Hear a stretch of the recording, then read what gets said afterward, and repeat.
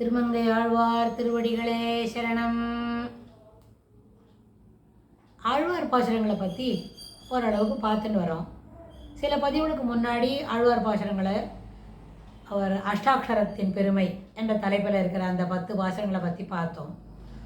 ஆழ்வார் தன்னுடைய ஆடல்மா என்ற குதிரையில் ஏறிக்கொண்டு அவர் நேர என்ன திருப்பிருதி, சாலக்கிராமம், நைமிஷாரண்யம், பதரிகாசிரமம் அப்படி ஒரு இடமா திவ்ய தேசங்களில் இருந்து சேவிச்சுட்டு வரார்.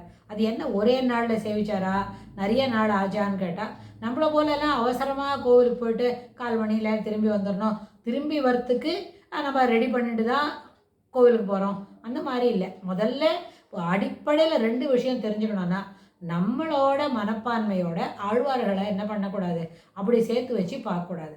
ஆழ்வார்கள்லாம் ரொம்ப பெரிவாக ஆழ்ந்து அனுபவித்து இறைவனுடைய என்ன ஸ்ரீகிருஷ்ணனை எங்கே அனுபவிச்சுக்கிறார், ராமன் எங்கே திருப்பிருதியில் வரும்போது ஜோஷிமட்டில் முழுக்க என்ன ராமரோட விஷயத்தை தான் அதில் பகிர்ந்து கொண்டிருக்கார். அப்படி மொல்ல வரும்போது திருப்பிருதி, சாலகிராமம், அப்புறம் என்ன பதரிகாசிரமம், நைமிஷாரண்யம்லாம் செய்துட்டு சிங்கவேழ்குன்றத்தில் வர. சிங்கவேழ்குன்றத்தில் அதே ஒரே அகோபில மரம், அந்த நல்ல மலை காடுகள் தானே, அங்கே வந்து திருவேங்கடத்துக்கு வரார். திருவேங்கடத்தில் பெருமாளுக்கு 4 10 பாசுரங்களில் பெருமாளை மங்களாசாசனம் பண்ணியிருக்கார்.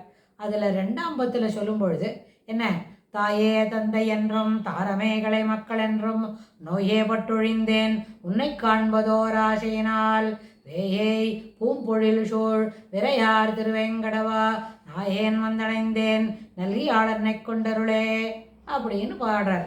முன்னாடி முதல் 10 பாசுரத்தில் அதை அடுத்து வரும்போது அனுபவிக்கலாம். அந்த 10 பாசுரத்தில் வரும்போது அந்த திருமலை திருப்பதி எப்படி இருக்குது, அங்கே என்னெல்லாம் இருக்குது, பெருமாளை சொல்கிறார் நீர் நிலம் காற்று அப்படின்னு பஞ்சபூதங்களுக்கு நீ வந்து காற்று எப்படி இருக்குன்னா நெருப்பு போல இருக்கு அப்படின்னு சுவாமியோட அந்த இயற்கை எழிலோட கூடிய பெருமாளை நன்னா மங்களாசாசனம் பண்ணி உள்ளார்ந்து அனுபவிச்சுட்டு அடுத்த பாதத்தில் வரும்போது தான் என்ன பண்ணுறோம், தனக்கு என்னெல்லாம் இப்படி ஒரு கடினமான என்ன மனப்பான்மையில் என்ன சிறப்பு சொல்ல முடியாத அளவுக்கு இருந்தது அப்படின்னு தன்னை பற்றி சொல்லிக்கிறார். என்னவா, அது ஒரு பூம்பொழில் சூழ், நிறைய மூங்கில். இப்போ தான் திருப்பதி, இப்போ கூட திருப்பதியில் நம்ம நடந்து போகிறதுக்கு முயற்சி பண்ணி பெருமாளோட அனுகிரகத்தில் நடக்கிறதுன்னு ஆரம்பித்தா, அந்த மலைக்கு நடுவில் அந்த நடைபாதையில் நடக்கும்பொழுது 2 பக்கத்தில் இருக்கிற இடங்களை பார்க்கும்பொழுது தான் தெரியும். இப்போ நம்ம வந்து 2024 சொல்கிறோம். ஆழ்வார்கள்லாம் என்ன 5000 முதல்ல அந்த நடுவில் கொஞ்ச நாள் இருக்க கலியுகம் ஆரம்பித்து முதல்ல 500-700 வருஷத்துக்குள்ளேயே இதெல்லாம் முடிஞ்சுடுது. இப்போ நம்ம வந்து 5200வது வருஷம், 150 வருஷம் கிட்ட அப்படி வந்துன்னு இருக்கோம். அப்படின்னா இதில் முதல் 700 கழிச்சா எத்தனை வருஷம் ஆச்சு, 4000 வருஷத்துக்கு முன்னாடி, 4500 இயர்ஸ் முன்னாடி அப்போ திருப்பதி எப்படி இருந்திருக்கோம். இன்றைக்கே அந்த காட்டு வழியாக போகிறதுக்கு ரொம்ப பயம் இருக்குது. அங்கே எல்லாம் போட்டிருக்கு, சில நேரத்தில் நடந்து போனால் டீர் கிராசிங் எழுதினாலே ஜாகிரதையாக இருக்கணும். இங்கெல்லாம் என்ன இருக்குது, வன விலங்குகள் கார்னிவோரஸில் ஹெர்பிவோரஸ் போகிற நல்ல காட்டில் வர சிறுத்தை, புலி, அதுபோல் கூட இங்கே குறுக்க வரும்னு எழுதி வச்சுருக்கு. அப்போ நடந்து போகும்போது ரொம்ப ஜாகிரதையாக போகணும். எல்லோரும் என்ன அட்வைஸ் பண்ணி அனுப்புவா, கீழே போகும்போது தனியாக போகாதங்கோ கும்பலாக போங்கோ அப்படின்னு சொல்லி தான் அனுப்புவாள். நம்மளே ஒண்டியாளாக மலை ஏறுறோம்னு சொன்னால் அங்கே கீழே எத்தனை பேர் இருக்கான்னு தெரிஞ்சுட்டு அவளோட சேர்ந்து ஒரு குழுவாக போகிறது தான் ஏற்புடையது. அதுதான் சுவாமி விரும்புவர், நம்மளுக்கும் அதுதான் சௌகரியமாக இருக்கும்னு நினைக்கிறோம் இப்போது. ஆனால் ஒரு 4000 வருஷத்துக்கு முன்னாடியெல்லாம் அங்கே போகிறதே ரொம்ப கடினமானது. இப்படியெல்லாம் வசதியெல்லாம் இருந்திருக்காது. நினச்சி பார்த்தாலே கொஞ்சம் பயம் வருது. அது இருந்தாலும் சரி, அவர் ஆழ்வார் அங்கே மேலே போய் சேவிச்சாருன்னா ஒரு மூங்கில் புதர் தான். அங்கே என்ன இருந்தது, மூங்கில் புதர். அந்த மூங்கில் புதருக்குள்ளே இருந்த பூஞ்சோலைகள் இருக்குது, எல்லாமே இருக்குது. ஆனால் எல்லாமே இயற்கை எழில் கொஞ்சம் தான், மெண்டு பண்ணலை. ஒரு தோட்டம் இருக்குது, ஒரு பார்க் இருக்குதுன்னு சொன்னால் அந்த இயற்கையான சூழலுக்கு நடுவில் அந்த மரத்தெல்லாம் பராமரித்து நடுவில் நடக்கிற மாதிரி வழி இருந்து மரத்தடியில் உட்காந்துக்கிற மாதிரி இருந்தால் அந்த இயற்கையை வந்து நம்ம அனுபவிக்க முடியும், கிட்ட போக முடியும். நம்மளுக்கு அவ்வளோதான் தைரியம் இருக்குது, அந்த அளவுக்கு தான் மனசில் ஒரு உறுதியே இருக்குது. ஆனால் ஆழ்வாரோட உறுதியை பார்க்கும்பொழுது அவர் என்ன பண்ணுறார், அந்த பூஞ்சோலைக்கு நடுவில் இருந்தாலும் அந்த கடினமான பயணத்தை மேற்கொண்டு மலை மேலே இருந்து பெருமாள் நம்ம என்ன சொல்கிறாரு, அதனால தான் சொல்கிறாரு அதுக்கு முன் 10ல் சொல்லும்போது பஞ்சபூதங்களும் தீ காற்று நெருப்பெல்லாம் உன்கிட்ட ரொம்ப ஏன்னா மூங்கில் காடுன்னா எப்போ வேணால் அது தீ பிடிக்கும். ஒரு வேகமாக 2 வெயில் இருக்குது, அதை காற்று வேகமாக அடிக்கிறதுன்னு சொன்னால் 2 மூங்கில் உரசினாலே அதுலேருந்து நெருப்பு பாதை என்ன பண்ணும், பொறி பறக்கும் அப்படின்னு. ஸோ அந்த மாதிரி சொல்லச்சே இந்த 2ஆம் பத்தில் முதல் 10 பாசுரத்திலேயே என்ன பண்ணார், பூஞ்சோலையில் இருக்கிறவருக்கு ரொம்ப சிறப்பாக இருக்குது. ஆனால் நான் என்னுடைய காலத்தை எப்படி வீணாக்கிட்டேன் தெரியுமா? தாய் தந்தை மனைவி மக்கள் சுற்றம் இதுதான் நிஜம்னு நினச்சி விட்டேன்.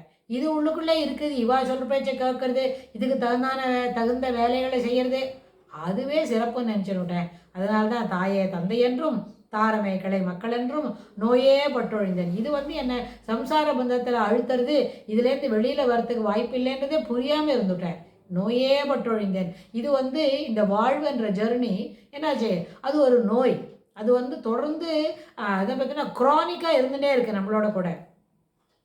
ஒரு வாரம் வந்தது, ஜுரம் வந்தது, ஒரு 2-3 நாளில் மருந்து சாப்பிட்டோம். அந்த மருந்து என்ன பண்ணிது, ஔஷதம். இறைவனுடைய நாமங்களே ஔஷதம். அப்போ நாராயண நாம சொன்னாலே ஔஷதம்னு சொல்லிட்டு நம்ம வெளியில் வந்தால் பரவாயில்ல. இது அப்படி இல்லை, நோயே.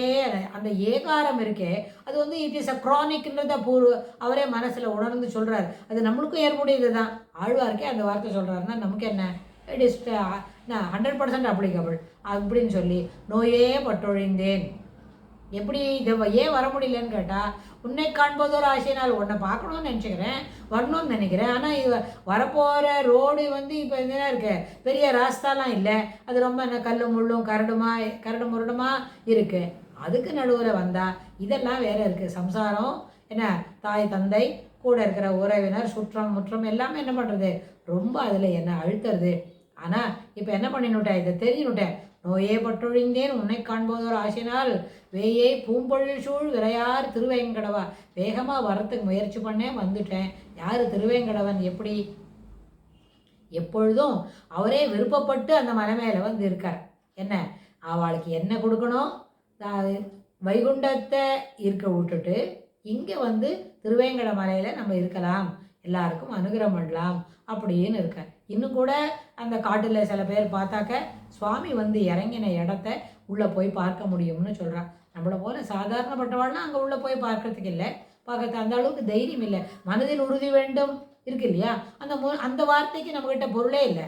அந்த உறுதின்றதுக்கு அந்த 3 எழுத்துக்கு உண்டான பொருள் இருக்கே, அந்த விவரமாக சொல்லக்கூடியது அது நம்மள்கிட்ட இல்லாதனால நம்ம அந்த நடுக்காட்டில் எல்லாம் போய் பார்க்குறதே இல்லை. மலைக்கு நடுவில் என்னெல்லாம் இருக்குது, சுவாமி இறங்கின இடம் இருக்குதுன்னு அது யார் பார்த்து நமக்கு சொல்லி தருவா, நம்மளே போனால் தான் பார்க்க முடியும். ஆனால் நம்மளால் போகிறதுக்கு என்ன பண்ணல, மனதில் உறுதி இல்லை. ஆனால் ஆழ்வார் என்ன சொல்கிறார், நீ அங்கே வந்துட்டே அந்த இயற்கையான சூழ்நிலையில் வேயை பூம்பொழில் சூழ் விரையா சூழ் திருவேங்கடவா, பூம்பொழில் சூழ்கின்ற அளவில் இருக்கிற திருவேங்கடவா நான் உன்னை பார்த்துருக்கேன். என்ன சொன்னேன், நான் ஏன் வந்தடைந்தேன் நல்கி என்னை ஆட்கொண்டருளு, எனக்கு நீ அருள் பாலிக்க வேண்டும். எதுக்கு, நான் இப்படியே இவ்வளோ நாளாக இருந்துட்டேன், இத்தனை வருஷமாக இத்தனை அம்மா அப்பா மனைவி மக்கள் சுற்றம் இவாளே முக்கியம் நினச்சிட்டு இருந்துட்டேன். அது ஒரு பெரிய நோயாக ஆயிருக்கு எனக்கு.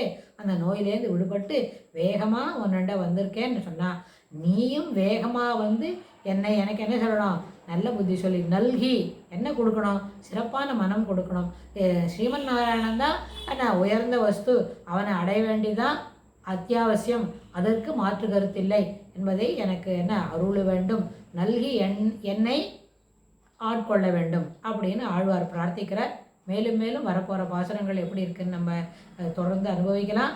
ஆழ்வார் திருவடிகளே சரணம்.